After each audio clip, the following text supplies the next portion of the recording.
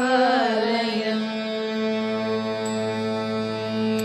சரணாலயம் சரணாலயம் அருள் தரும் சரணாலயம் ஸ்ரீ மகாபெரியவா அருள் தரும் சரணாலயம் குரு பூஜை நாள் வரவே அருளும் சரணாலயம் சரணாலயம் சரணாலயம்.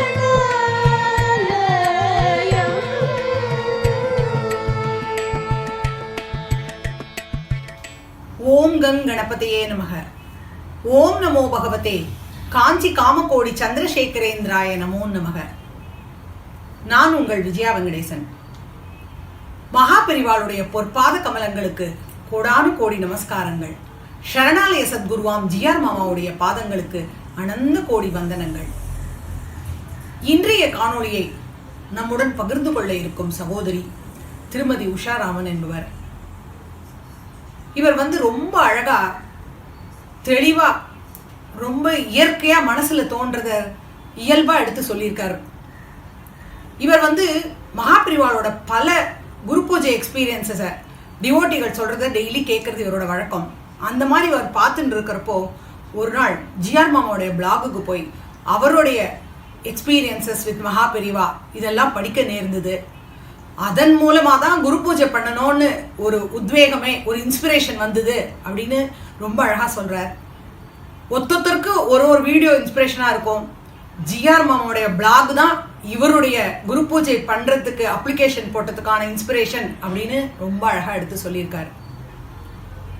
இவர் குரு பூஜை ஆரம்பித்து எப்படி மகாபெரிவா இவருடைய கையை பிடிச்சிண்டு கூட ஒரு பாதையை காண்பிச்சு எப்படி இவரை வழிநடத்தி சென்றார் அப்படின்றத இவர் வாய் வழியாக இவர் காணொலியில் அழகாக எடுத்து சொல்லியிருக்கார். ஒரு வீடியோவுமே ஒரு மெசேஜ் அப்படின்னு சொல்லுவேன். இந்த வீடியோ நமக்கு கொடுக்குற மெசேஜ் பொறுமை, பக்தி. பக்தி இருந்தால் போதும்.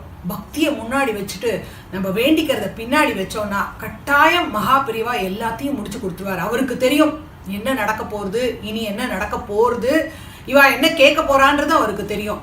மகாபெரிவா வந்தாச்சு, குரு பூஜை ஆரம்பிச்சிட்டோம் அப்படின்னாலே ஜிஆர் மாமா சொல்ற மாதிரி நம்ம கர்மா கழிஞ்சாதான் குரு பூஜை ஆரம்பிக்க முடியும். அப்பவே மகாபெரிவாளோட என்ட்ரி நம்ம வீட்டில் தொடக்கம் அப்படின்னு தான் அர்த்தம். ஸோ இந்த சகோதரியோட வீடியோவை பார்த்த உடனே எனக்கு அன்னைக்கு மடத்தில் நடந்த ஒரு சம்பவம் தான் ஞாபகம் வந்தது. ஒரு ஏழை தொண்டர், பக்தர் அப்படின்னு சொல்லலாம், ஒருத்தர் இருந்தார். மகாபெரிவாளுக்கு தொண்டு செய்யறது தான் மகேசனோட தொண்டு, அதுதான் உலகத்துல பெரிய தொண்டுன்னு அப்பப்போ மடத்துக்கு போய் தன்னால் இயன்ற காரியங்கள்லாம் செய்துன்னு வந்தார். அவருக்கு வீட்டுல அவருடைய தாய், மனைவி, ஒரு பெண் குழந்தை, கல்யாண வயதுக்குள்ள பெண் குழந்தை இருந்தா. எப்பவும் போல மனைவி அடிக்கடி சொல்வா, கல்யாண வயசாயிடுத்தே, உங்களுக்கு வருமானமும் ரொம்ப இல்லை, ஏதாவது ஒன்று முயற்சி பண்ணக்கூடாதா, கல்யாணம் பண்ணணுமே அப்படின்னு வாழ்கிட்ட வருத்தப்பட்டுட்டே இருப்பா. எப்பவும் போல இவர் என்ன பண்றார், அன்னைக்கு தூங்க போறதுக்கு முன்னாடி எனக்கு யாரையும் தெரியாதே பெரியவா, உங்களை விட்டா யாரையும் தெரியாது அப்படின்னு மனசுக்குள்ள எண்ண ஓட்டம், இவருடைய எண்ண ஓட்டம் ஓடுறது. எனக்கு ஒரு 6000 ரூபா பைசாவும் ஒரு அரசவரன்ல திருமாங்கல்யமும் ஒரு வேஷ்டியும் ஒரு புடவையும் இருந்தா போருமே, ஜம் ஜம்னு கல்யாணத்தை முடிச்சுடுவேனே அப்படின்னு நினைச்சுட்டே இவர் படுத்து தூங்கி போயிடுறார். மறுநாள் காலம்பரை வீட்டுக்கு உண்டான செலவுக்கு உண்டான பைசாவை கொடுத்துட்டு எப்பவும் ஒழிஞ்ச நேரத்துக்குலாம் இவர் போயிடுவார் மடத்துக்கு. அதே மாதிரி இவர் மடத்துக்கு போறார். அங்க போய் இவர் உள்ள நுழையிறப்போ பக்கத்துல இருந்த சிம்பந்திய மகாபெரிவா பார்த்து சொல்றார், ஒரு மூங்கில் தட்டுல 1 ரூபாவை வச்சு எடுத்துன்னு வா அப்படின்னு சொல்றார். அதே மாதிரி மூங்கில் தட்டு வரவழைக்கப்பட்டது. அதுல 1 ரூபா காயினை வச்சார். பெரியவா இப்போ பொறுமையா இவரை பார்த்துட்டு இருக்கார். இவர் எழுத்தாப்புல ஓரத்துல நின்றுட்டார். இவருக்கு ஒன்றும் கேட்க தோணலை, பேசாம நின்றுட்டு இருக்கார். வரிசையா எல்லாரும் பக்தர்கள்லாம் வர ஆரம்பிச்சா. ஒத்தொத்தரும் தங்களுடைய காணிக்கையை அந்த மூங்கில் தட்டுல வச்சுட்டா. சேவிக்கிறா. பெரியவா குமு பிரசாதம் கொடுக்கிறார். ஒருத்தருக்கு கையை தூக்கி அபயஹஸ்தம் காமிக்கிறார். சில பேருக்கு அக்ஷதையை கொடுக்கிறார். எல்லாம் சொல்லி அவர்களுடைய குறையெல்லாம் கேட்டுண்டு எல்லாரும் கிளம்பி போயிட்டே இருக்கா. எல்லாரும் போனதுக்கு அப்புறம் இந்த பக்தரை பார்த்து இங்க வா அப்படின்னு கூப்பிடுறார். இந்தா இதை எடுத்துக்கோ, நீ கேட்டது இதுதானே அப்படின்னு கேட்கிறார். என்ன ஆச்சரியம்! நேற்று இரவு இவர் மனசுக்குள்ளே என்ன நினைச்சாரோ அதே 6,000 ரூபா பைசா, ஒரு பட்டுப்புடவை, வேஷ்டி, அரசவரன் திருமாங்கல்யம். கூட 6,000 ரூபா மேலே 1 ரூபா போட்டு கொடுத்துருக்கேன், தட்சணையா எடுத்துட்டு போ அப்படின்னு சொல்றார் பெரியவா. இதோட கருணாமூர்த்தி வேறு யார் இருக்க முடியும்? நேற்றிரவு தங்கள் வீட்டில் இருந்துட்டு இவர் நினைச்சத புரிஞ்சுண்டு இவருக்கு என்ன கொடுக்கணும் அப்படின்றது அந்த சர்வேசனுக்கு தெரிஞ்சிருக்கு. ஸோ இந்த கதையை பார்த்த உடனே, இவர்களுடைய வீடியோ பார்த்த உடனே எனக்கு தோணின விஷயம் இதுதான். இவர்கள் அடுத்தது தன்னோட குழந்தைக்கு கல்யாணம் ஆகணும், வேண்டிக்கணும் அப்படின்னு சொல்றா. இவருடைய பிள்ளைக்கு எப்படி அனுகிரகம் பண்ணார் மகாபெரியவா, இவருடைய பெண்ணுக்கு அனுகிரகம் பண்ணணும்னு இவருடைய சார்பாக எல்லார் மூலமாகவும் நான் கேட்டுக்கிறேன் மகாபெரியவாள்கிட்ட. அதுவும் நடக்கணும். ஜிஆர் மாமாட்ட பேசினாலே ஒரு பாசிட்டிவ் எனர்ஜி அப்படின்னு ரொம்ப அழகாக சொல்லியிருக்கார். இது எல்லாருக்கும் நடக்கிற ஒரு எக்ஸ்பீரியன்ஸ். எவ்வளோ வருத்தத்தில் நம்ம மாமா கிட்ட பேசுவோம், பேசிட்டு ஃபோனை வச்சோன்னே நம்ம மனசு ரொம்ப லைட்டாக இருக்கும். அதை தான் இவரும் சொல்கிறார். எல்லாத்தையும் மகாபெரியவா பிரசாதமாக அக்செப்ட் பண்ணிக்கோ அப்படின்ற ஒரு மிகப்பெரிய மெசேஜ் மகாபெரியவா நமக்கு கொடுத்துருக்கார். இனி காணொளி தொடர்ந்து இவர் என்ன சொல்றாருன்னு அவர் வாய் வழியாக சொல்றது கேட்கலாம். ஜெய ஜெய சங்கர ஹரஹர சங்கர, ஜெய ஜெய சங்கர ஹரஹர Sankara. Namaskar. I am Usha and I would like to share my Guru Pooja experiences with all of you. Although I have lived in Chennai for a couple of years during the early 80s, I did not get a chance to see Mahaperiyava, but I had heard a little about him from my mother-in-law. Recently, I started reading more about Mahaperiyava and started watching many YouTube videos put up by various devotees about their experiences with Mahaperiyava. That was when, by chance, I came to know about G.R. Mama and about Guru Pooja. As I read about G.R. Mama in his blog, I came to know how Periyava had saved his life on so many occasions, which made him such an ardent devotee and completely transformed his life. I also learned how, in spite of his physical condition, he gets up every day in the morning during Brahma Muhurtam and prays on behalf of all devotees and seeks blessings for them from Mahaperiyava. More importantly, he gets Uttaravu from Periyava for them to start doing Guru Puja in order to fulfill their wishes. He is truly a special devotee of Mahaperiyava. His home in Chennai today is a place of worship and darshan for many devotees all over the world. His books about his experiences with Mahaperiyava and also about the significance and importance of Guru Puja by various devotees is an inspiration for all of us. I first approached G.R. Mama early 2019 when my son was finishing his masters and was looking for a job.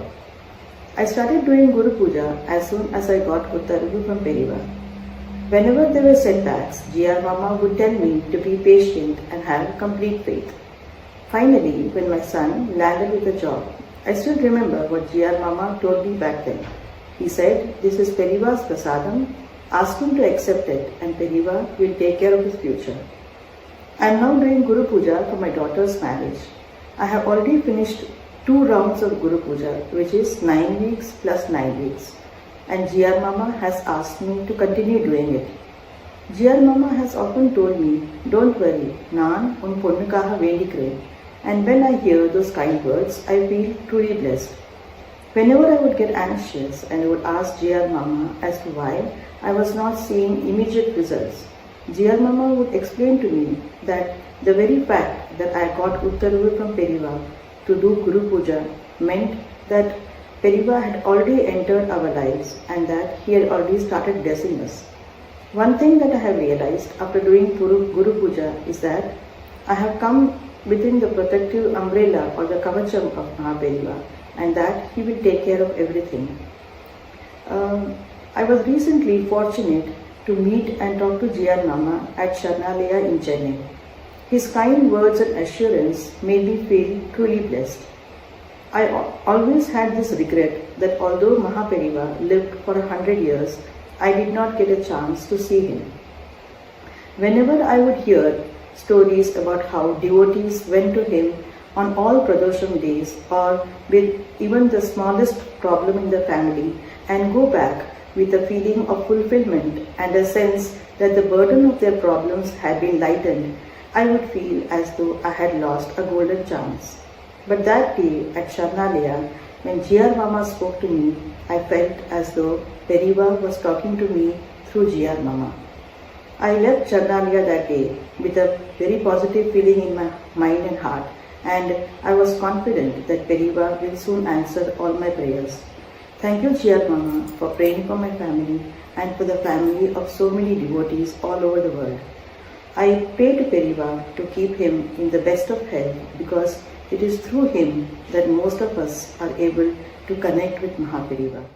I first came to know about GR Mama quite by chance while one day I was watching some YouTube videos on Mahaperiyava. As I read about him in his blog, I came to know how Periva had saved his life on so many occasions, which made him such an ardent devotee. I also learned how, in spite of his medical condition, he gets up every day in the morning during Brahma Muhurtam and prays on behalf of all devotees. He is really an inspiration for all of us. His home in Chennai today is a place of worship and darshan for many devotees. I first approached GR Mama early 2019 when my son was finishing his masters and was looking for a job.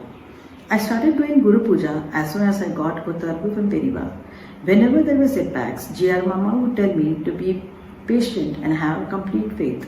Finally, when my son landed with a job, I remember what GR Mama told me back then. He said, "This is Periva's prasadam, ask him to accept it." I am now doing Guru Puja for my daughter's marriage. I have already finished 9 weeks and GR Mama has asked me to continue doing it. GR Mama has often told me, "Don't worry, Naan un ponnukaha vendikiren." I was recently fortunate to meet and talk to GR Mama, and his kind words and assurance made me feel truly blessed. Thank you, GR Mama, for praying for my family. Har Har Shankara, Jai Jai Shankara.